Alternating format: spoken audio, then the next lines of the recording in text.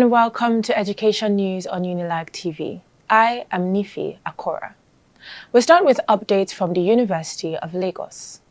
Professor Peter Olabisi Oluseyi of the Department of Electrical and Electronics Engineering delivered UNILAG's 460th Inaugural Lecture on Wednesday, using the platform to address Nigeria's persistent electricity crisis and propose a rooftop solar initiative for the university. He argued that Nigeria's electricity conversation has been too narrowly focused on power generation, while neglecting resilience and system protection, warning that more power output alone cannot guarantee stable supply if the underlying network remains vulnerable. For students, the implications are direct. Unreliable electricity disrupts lectures, laboratories, and research. A university generating its own power is better placed to keep academic activities running regardless of grid conditions. Professor Oluseyi called on universities to move beyond traditional teaching and research to become centers of practical innovation and framed the rooftop solar proposal as a model that integrates engineering research, sustainability, and cost savings in one initiative. The University of Lagos has matriculated 6,011 newly admitted students into its Distance Learning Institute for the 2025-2026 academic session. The ceremony was held on Friday, May 15, 2026 at the Nuruddin Alao Auditorium of the Distance Learning Institute. Professor Folashade Ogunshola described the distance learning as the future of lifelong education and told the new students that their ability to pursue education despite competing responsibilities demonstrates extraordinary strength and determination. She urged them not to diminish their worth as distance learners, but to wear it as a badge of resilience. Following the ceremony, an orientation program walked the new students through the resources available to them, covering the use of the distance learning portal and learning management system, DLI libraries facilities, assessment and grading systems, including GPA and CGPA calculations, security tips on campus, and the use of the school's medical center. Still on community news, music students at the University of Lagos had a rare encounter this week, learning directly from one of Italy's most distinguished pianists. The Department of Music and Sound Production hosted a masterclass on Thursday, facilitated by Professor Alberto Firrincieli, an Italian pianist, harpsichordist, composer, and scholar. Initiated by Italian Consulate in Lagos and open to students from both UNILAG and the Mountaintop Conservatory of Music. Professor Firrincieli, founder of the pedagogical method Think in Music, challenged students to move beyond mechanical repetition, urging them to develop musical understanding before performance and to approach the instrument with intentionality and artistic sensitivity. Students performed during the session and received direct, practical feedback. In similar news, Professor Abigail Ogwezzy-Ndisika, Director of the Institute of Continuing Education and faculty member at the UNILAG's Faculty of Communication and Media Studies, has named the Nigerian Association of Women Journalists Lagos Chapter's Iconic Women of the Month for April 2026. The honor, awarded under NAWOJ Lagos's monthly recognition initiative, celebrates women who have demonstrated excellence, leadership, and a strong commitment to societal development.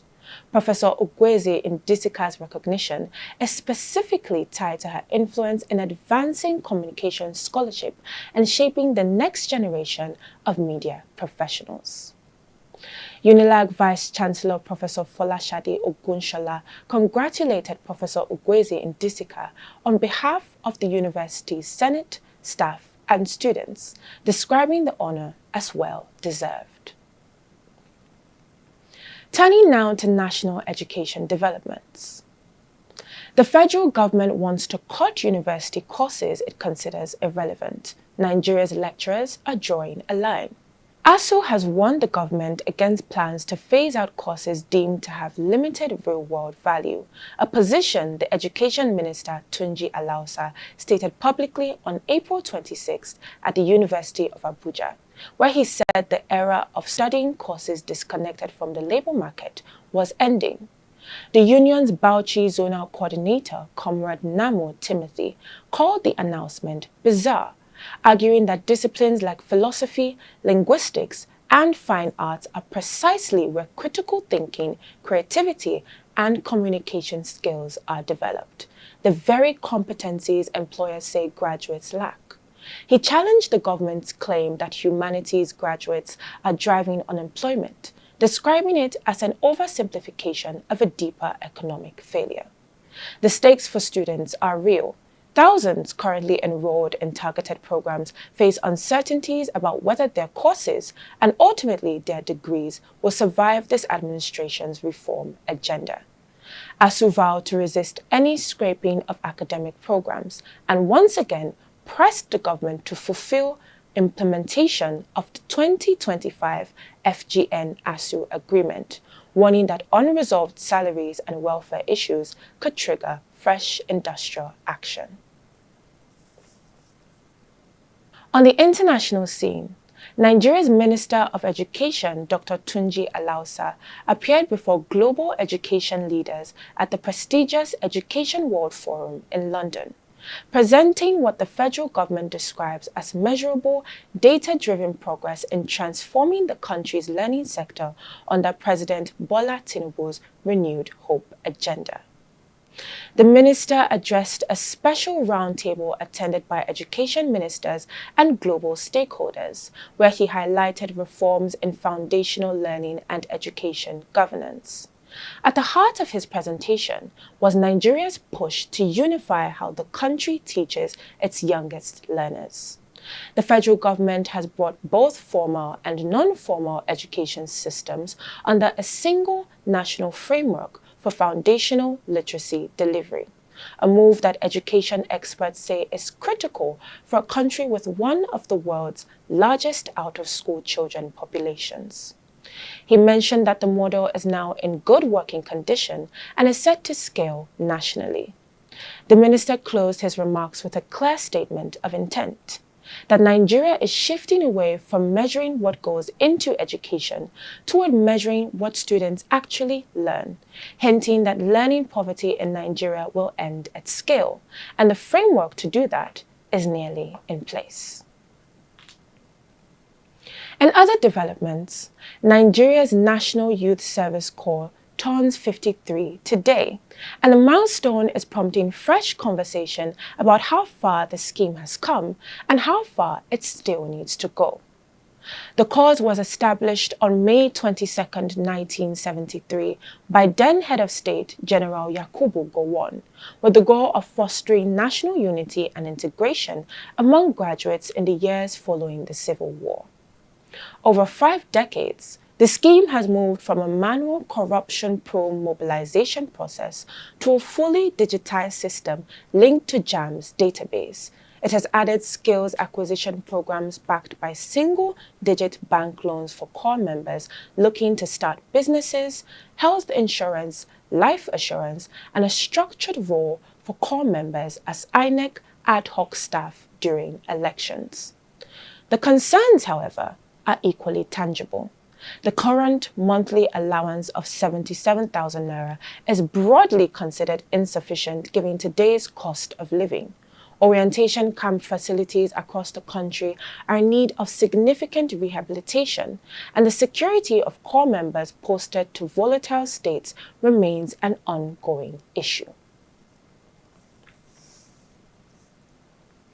And finally, as the country battles high rate of youth unemployment, no fewer than 3,000 youth graduates have been given different employment provision across several sectors of the country.